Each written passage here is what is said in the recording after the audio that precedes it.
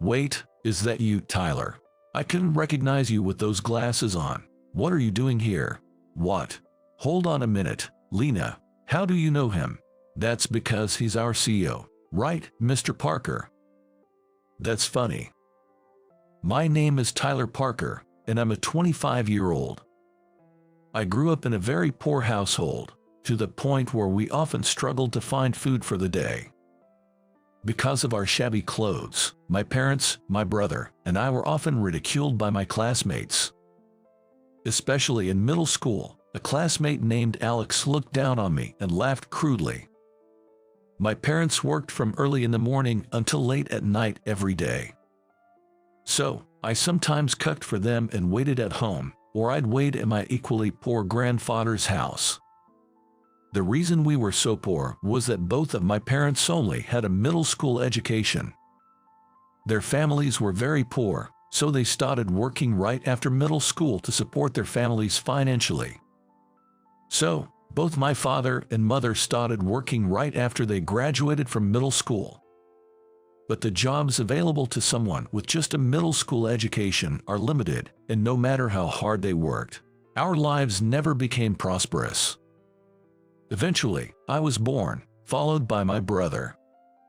People around them said don't have kids if you're poor, or you have to pay for your poverty, but I'm glad I was born.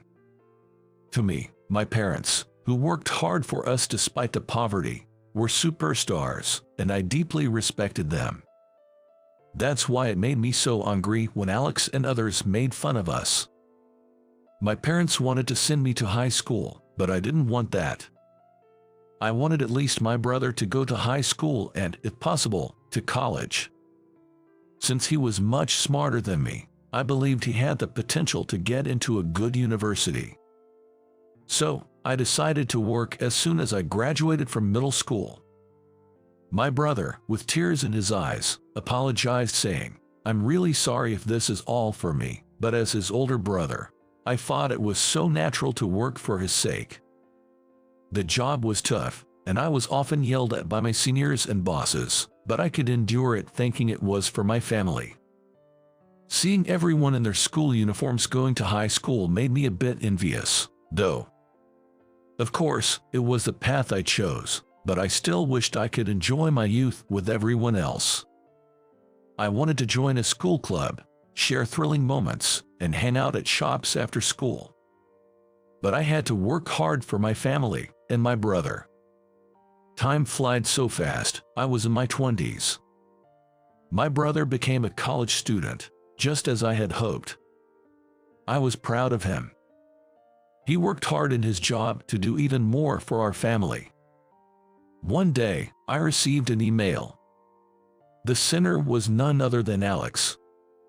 We hadn't exchanged email addresses directly, so he must have gotten it from someone else. I was afraid what he would email me, but I decided to open it.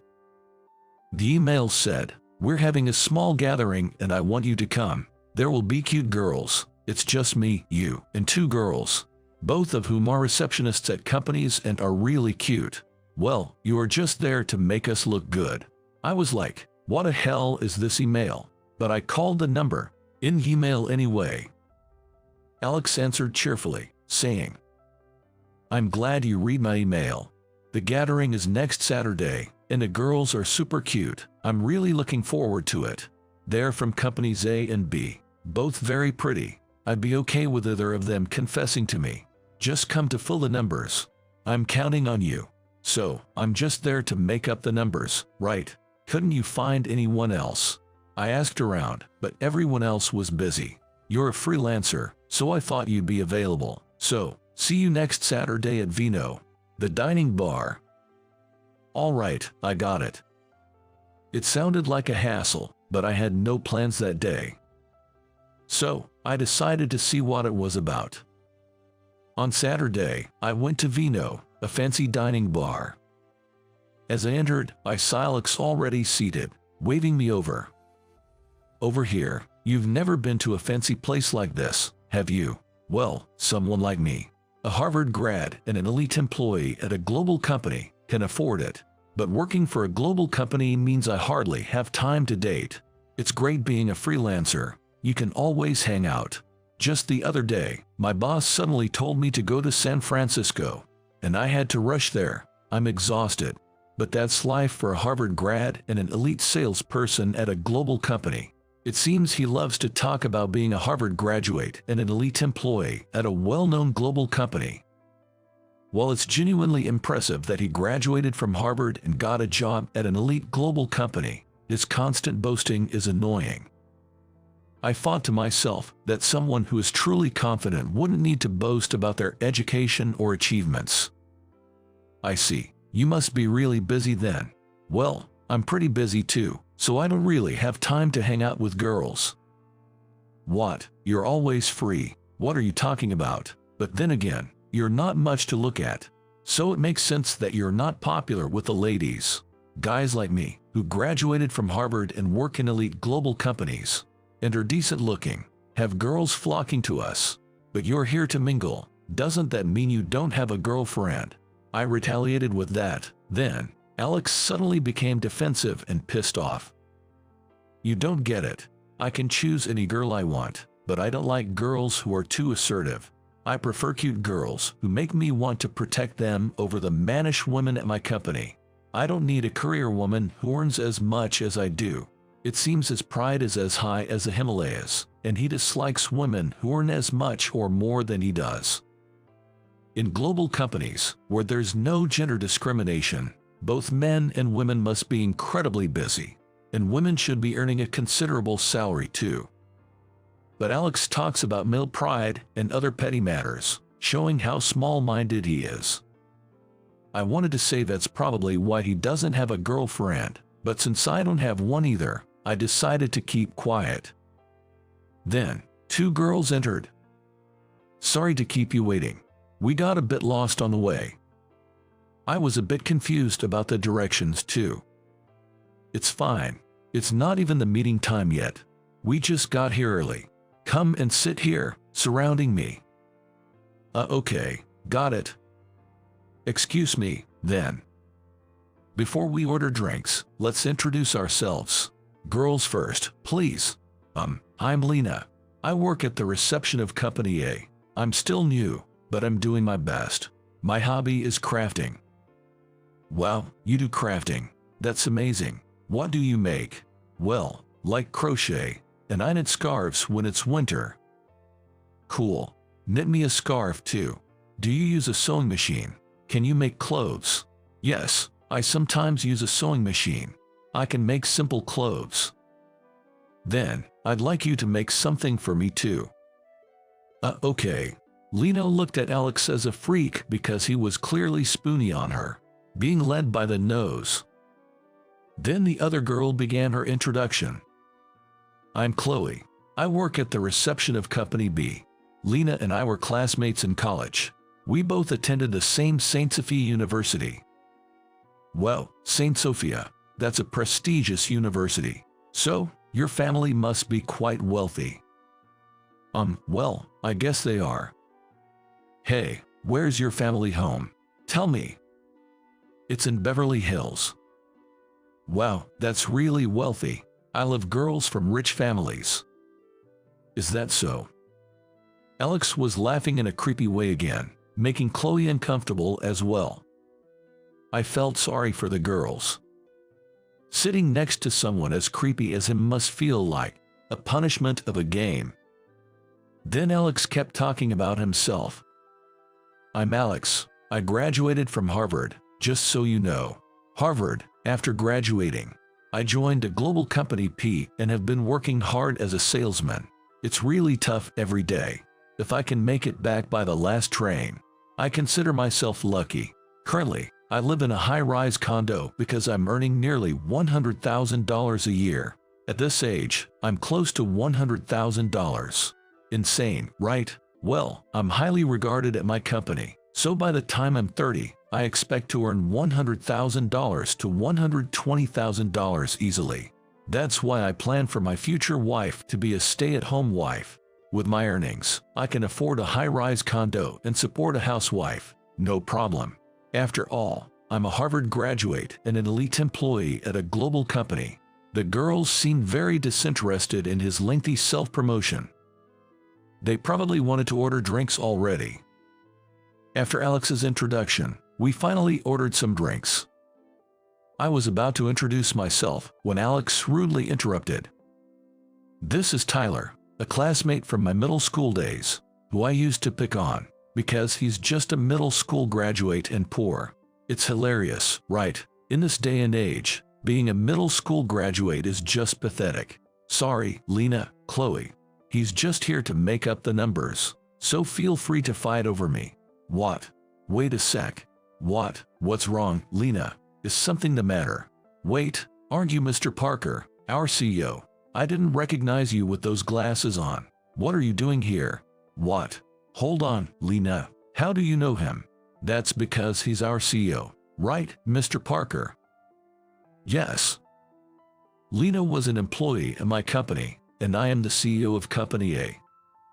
Lena works for Company A, which is actually our company. Didn't you know that? I never thought that was possible. I mean, who would imagine that the CEO of the super famous venture company A would be you? After all, you're just a middle school graduate. Lena and Chloe sat down next to me, leaving Alex bewildered. He had assumed his elite status would naturally make him popular with the ladies, but that wasn't the case. "Are you looking down on the CEO like that? Mr. Parker is an incredible person. He's focused on providing educational opportunities to everyone, investing a lot in various educational programs. It's somewhat shameful to be obsessed with academic background after becoming an adult." Exactly. No matter if you graduated from Harvard, looking down and belittling others is questionable. I think people who lack self-confidence tend to be boastful. "We don't care about your high-rise condo bragging. But I live in a high-rise condo. I'm definitely superior. No way you could match a Harvard grad. Actually, Mr. Parker also lives in a high-rise condo, but he doesn't boast about it. We once visited his place with a few colleagues, and he didn't show off at all. It's that luxury condo in Manhattan." "Wait, is it Manhattan XX?" "Yay, that's right. I'm currently living in a Manhattan high-rise. I didn't feel the need to tell everyone, only those who needed to know. We occasionally have parties at my place, inviting colleagues and family. It wasn't like I was keeping it a secret from Alex. There was just no benefit in telling him, so I kept quiet." "So, you were looking down on me all along. Your income must be way above mine, you jerk." "Well, I don't like to mention it, but my executive compensation is around $5 billion. Earning too much can affect the company's management." "Billion? $5 billion what? Fine. I don't care about you anymore. Do whatever you want, you bottom feeder." "That's a bit harsh. What kind of way is that to speak? I didn't think you were that kind of person. We came here because we heard Alex was a nice and kind person, but this is just the worst." "Right, if we knew he was such an arrogant and domineering person, we wouldn't have come." I'm leaving. Pay for this." Alex pulled out some bills from his wallet and practically threw them at me. The look on his face was one of unbearable frustration, clearly indicating he was quite irritated. I might be a middle school graduate, but I managed to carve out my own path and dream of owning a company. Having struggled without a high school education, I understood the importance of education. Even amidst poverty, life might have been a bit if I had received scholarships or welfare assistance. My parents, being able-bodied, felt it was shameful to receive welfare and chose not to apply, despite our dire financial situation. They probably felt embarrassed about it. However, there's nothing shameful about receiving welfare. A decent standard of living is a right guaranteed to all citizens, and those struggling in poverty should take advantage of it. With welfare support, I could have attended high school, and with a separated household, even college could have been an option. However, reality isn't so simple. Many can't receive aid due to various reasons, or fail to attend college even after household separation. I started an education business to help people make a fresh start. In particular, I created a platform that makes it easier for children who can't afford tutoring due to poverty to learn. and a company is run with donations and investments from investors. Through this, some kids improved their grades enough to become scholarship students, exempt from tuition fees. I felt I was making a difference in the world through this business. Alex claimed he didn't know I was the CEO of Company A, but that's something he could have easily found out with a little research. He just assumed I was a freeder because of my educational background. But it's wrong to think that a middle school graduate can only be a freeder. Regardless of circumstances, people can overcome and succeed. Really, you look like a different person with glasses on, Mr. Parker. Do you wear them often? Actually, I don't think glasses suit me much, so I usually wear contact lenses, but I ran out today, so I had to wear glasses. Is that so? It's amazing, Mr. Parker. Our Company B is also in the education sector, but you're still so young. May I ask how old you are? I'm 25. Wow, that's really young. Lena and I are fresh graduates, so you probably know our ages. You're such a capable CEO. Exactly. Mr. Parker is always hard at work and so cool. Always dressed sharply in a suit, walking with confidence. You think so? Hey Lena, do you like Mr. Parker or something? You've been talking passionately about him. Hey, wait. That's not, I mean. There you go. Getting all flustered. Lena always panics like this when she's trying to hide something. It's so obvious.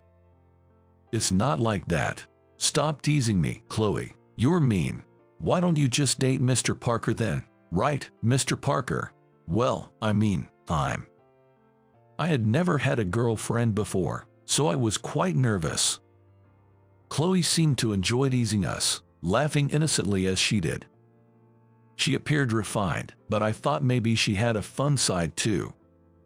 Lena, on the other hand, looked embarrassed by Chloe's teasing and shyly looked down. Trying to hide her embarrassment, Lena sipped her drink, her face turning red, even if it contained alcohol. The thought that maybe Lena liked me, as Chloe suggested, made my heart race. My heart was pounding, and it wasn't just the alcohol. I started to wonder if I had romantic feelings for Lena too. She was always friendly, greeting visitors and our employees warmly. She was incredibly dedicated to her job, to the extent that I sometimes wondered if she was pushing herself too hard. However, no matter how difficult things became, she never complained or expressed any negativity. Lena always said, "Let's do our best today," whenever we passed by each other. Her energetic and bright demeanor might have drawn me to her gradually. After paying the bill, we left the restaurant. Lena and Chloe walked in the same direction, and I took the train home. I usually have a chauffeur, but I didn't want to call him out on a Saturday. At home, I found myself lost in thoughts about Lena. Maybe I really liked Lena. When Chloe teased us, Lena also seemed embarrassed. Maybe she really did like me. The thought made my chest ache, and I couldn't sleep. No matter how much I tried to distract myself, I couldn't stop thinking about her. From that day on, Lena occupied most of my thoughts, even during work. I tried to shake it off, thinking it wasn't fitting for a CEO to be so distracted. But every idle moment brought thoughts of her. Lena continued to greet me cheerily. But she wouldn't meet my eyes, making me wonder if she disliked me. Maybe she wasn't pleased to be liked by someone like me, a middle school graduate. I thought I knew nothing about women's feelings. But one day, Lena called me out, and I nervously followed her. I've been avoiding you lately, Mr. Parker, and I'm sorry. It's not because I dislike you or anything. Yeah, but I thought it'd be understandable if you hated me. After all, like Alex said, I'm just a middle school graduate and nothing special. It must be annoying to have someone like me as your boss. I don't mean to act high and mighty, but being the CEO, you might feel obliged to be careful around me, but you don't have to worry about that with me. I'm just running the business and everyone has their own struggles. Lena, you're amazing for never complaining, even when you're tired. Sorry if that sounded condescending. No, that's not. Ever since Chloe teased me that day, I can't stop thinking about you, Mr. Parker. I just couldn't face you because I was too embarrassed. I'm really sorry. Wait, hold on. Does that mean you like me? Don't make me say it out loud. It means I've been thinking about you. Oh no, I can't believe I just said that. Lena, I've been feeling the same way about you, but I didn't have the courage to say anything. Even though I'm the CEO, I'm still just a middle school grad, and I didn't think I had the right to confess to someone as accomplished as you. I'm sorry. I'm not very reliable, but my feelings for you are stronger than anyone else's. I've liked you for so long. Please, will you be my girlfriend? Really?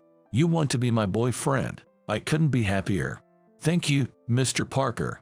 Maybe we could call each other by our first names in private. We're going to be a couple, after all. Sure, but I can't think of anything. What should I call you? Just Tyler is fine. That felt weird to say. Then it's settled, Tyler. Don't worry, it's fine. So, if we get married, I'll become an Parker too. Marriage, isn't that a bit soon? We'll get there eventually. Just think about it. I realized then that Lena was quite forward. Though she was always bright and cheerful, her assertiveness caught me off guard, not being used to such attention from women. But it was her that I was drawn to. After that, Lena and I started calling each other by our first names off work and even went on dates. Not knowing what girls might like, I learned through Twitter and Instagram for ideas. Not using social media by myself, I noticed everyone posted about fancy restaurants and cafes. Especially young women seem to love posting pictures of delicious-looking pancakes and parfaits. Girls do like sweets, but there are those who prefer savory. What if Lena is dieting and doesn't want sweets, but she's slender, so she probably doesn't need to diet? Despite girls often liking sweets, many are also focused on dieting. It's a bit of a contradiction, wanting to slim down, but also craving sweet and delicious treats. But it's precisely these quirks that make girls so endearing to me. Now, I'm not struggling financially, but my favorite places are still the simple diners. There's one I've been going to since middle school, known for its generous portions. Back in middle school, my family was extremely poor, so I only got to eat at that diner once. That was definitely when I received some birthday money from someone. Given our extreme poverty, we never got birthday money from family, so it must have been from a neighbor. I ran to the diner with my wallet clutched tightly in hand. There, I ate a large serving of fried chicken set meal, so delicious that it brought tears to my eyes. I had never been full before, and the kind lady at the diner let me wash dishes in exchange for the meal, so I did that for 30 minutes before heading home. Ever since becoming wealthier, I've made it a point to visit that diner frequently. Having only ever hung out in guy-dominated spots, I spent 3 hours agonizing over where to take Lena. I even questioned what I was doing to myself. Sorry to keep you waiting. Hey, Lena. I heard we were going to a fancy cafe, so I dressed up. You look great. Remember, no need for formalities when we're off work. Okay, I'll speak casually then. Do you go to cafes often, Tyler? Not really. I'm getting a bit nervous. I don't usually go to fancy places either. Really? I would have thought you're the type to frequent chic spots. Maybe not as much as you think. And so, we arrived at a cafe. It was a vegetarian cafe, which seems to be the trend these days. I'm not vegetarian, but I figured girls tend to like vegetables and fruits. Well, this place is stylish. These drinks look delicious, but it's hard to choose.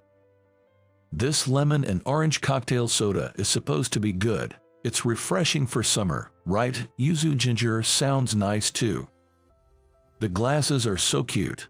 I'll go with the lemon. And is it okay if I order some food? Sure, order whatever you like. I'll have the vegan burger then. Oh, not something sweet. Actually, I'm not big on sweets. Really? Sorry, I just assumed all girls like sweets. Don't worry about it. When I was little, I got a birthday cake and tried to eat it all by myself. Ended up feeling sick, and I've been put off sweets ever since. It's kind of embarrassing." That's surprising. The thought of Lena gobbling down a cake was so unexpected that I couldn't help but laugh a little. However, this resulted in me getting a slight scolding from her. When our drinks and food arrived, Lena was enjoying her vegan burger with apparent delight. She was impressed that such a flavor could be achieved without meat. I was just glad to see her enjoying it. After some chopping and wandering around, Lena's stomach growled. "Wait, was that burger not enough?" I thought, a bit surprised. Considering it was quite large, I assumed it would be more than enough to satisfy a girl.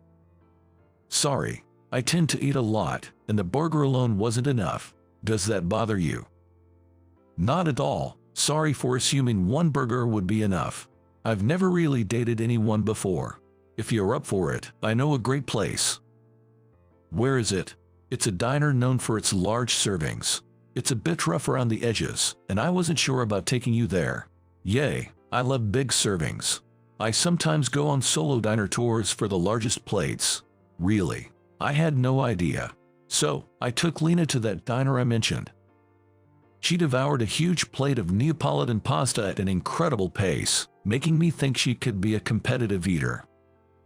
Some girls might worry that eating a lot could turn guys off, but I believe as long as someone enjoys their food, whether they eat a little or a lot is fine for me.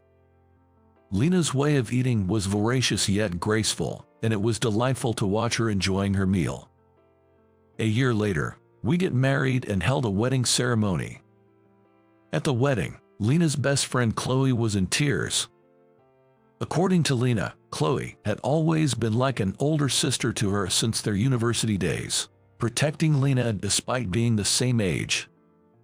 "I'm so glad Lena has found happiness in marriage. It was meant to be for Lena and Tyler. Please stay close forever." "Chloe, you are crying too much. Your makeup is running." "It's okay. I'll fix it later." "Lena, you're a beautiful bride now. From now on, you two must support each other." "Thank you, Chloe, for celebrating with us. We'll do our best together as a couple." "If you ever make Lena cry, I won't forgive you. I promise to always protect her." And now, Lena, my wife, works with me at the company.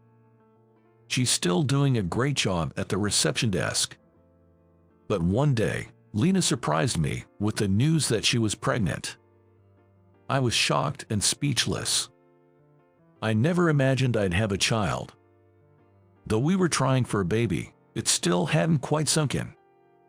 Later, Lena gave birth to a beautiful baby girl. My family has grown, giving me even more reason to work hard for their sake. No matter what happens, I must continue to strive for my family's well-being. Lena plans to return to work after her maternity leave, and I intend to support her. While I could support us on my income alone, Lena takes pride in her work. I respect her for that and want to leave her work decisions up to her.